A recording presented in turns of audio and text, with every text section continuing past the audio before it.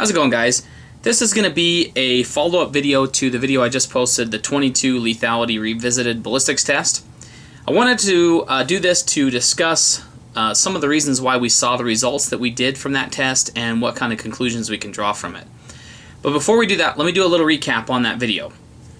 The test consisted of me shooting a 6x6 by 16 gel block covered with 4 layers of denim at 300 yards and 25 yards with the CCI 36 grain hollow point mini mags.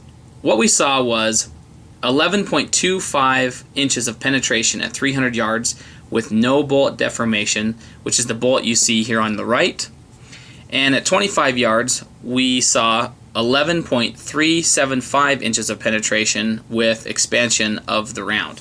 I want to pose a few questions and we're going to answer them as we go along. The first is, why did we get virtually the same penetration at the two distances? What about stopping power? How does this test prove lethality? What about a 22 long rifle from a pistol? And what about the 22 long rifle for self-defense? So let's tackle the first question. Why did we get virtually the same penetration at the two distances? It really is simply a matter of the law of conservation of energy. At 300 yards, the bullet was going about 825 feet per second with about 54 foot-pounds of energy. It passed below the velocity expansion threshold, and therefore all the energy went into the block in the form of penetration. At 25 yards, the velocity was 1175 feet per second with 110 foot-pounds of energy. And the velocity and energy at that distance was such that it caused the bullet to expand and to deform. This deformation of the bullet absorbed a lot of the energy from the round, and it also caused the bullet diameter to be bigger, and that created more resistance as it went through the gel. And so therefore the penetration was about the same as that achieved by the 300-yard shot. So what about stopping power? Stopping power really relies on many factors, so they're far too numerous for us to discuss in this video, so we're going to be simplistic. The energy and expansion at the 25-yard shot would have resulted in greater tissue damage than the 300-yard shot.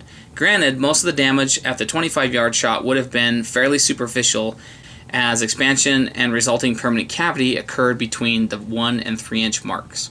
The round still expanded and was causing a larger wound channel of 0.372 inches through the gel. The 300-yard round still penetrated greater than 11 inches and could, given the right shot placement, cause immediate organ failure. Of the two rounds, the 25-yard test had the greater potential for stopping power. So how does this test prove lethality? Lethality is different from stopping power. Lethality is defined by me as the bullet's ability to cause a wound that would result in death.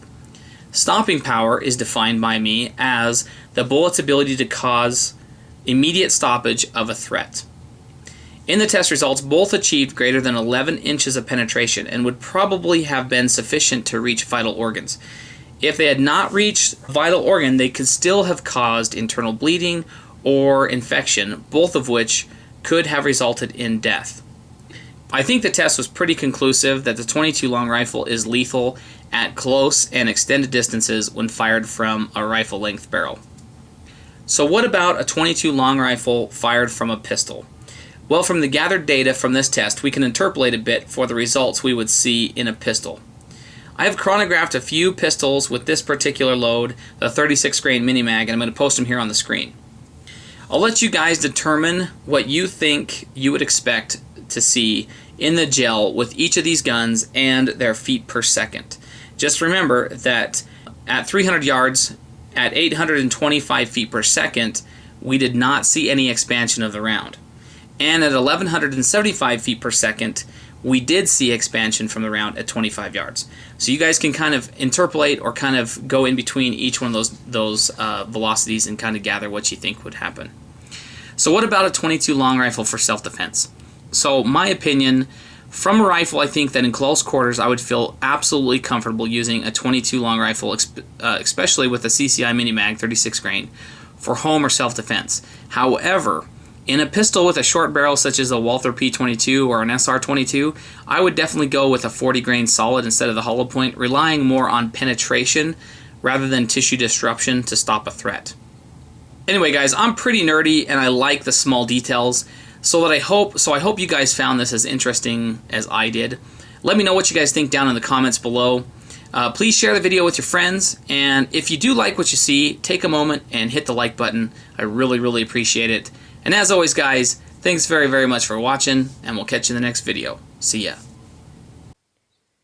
In August 2011, I produced my most popular video to date. In that video, I shot a 5-inch beef chuck roast wrapped in 4 layers of denim in the front and 4 layers of denim in the back, with this round, the CCI Velocity. This round is a 40-grain, copper-plated hollow point. The stated velocity for this round is 1,435 feet per second. Some would say that the Velociter is an exotic .22 round. Because of this, I've been wanting to reproduce that test for quite some time, using a more standard ammunition with a more reliable and consistent medium.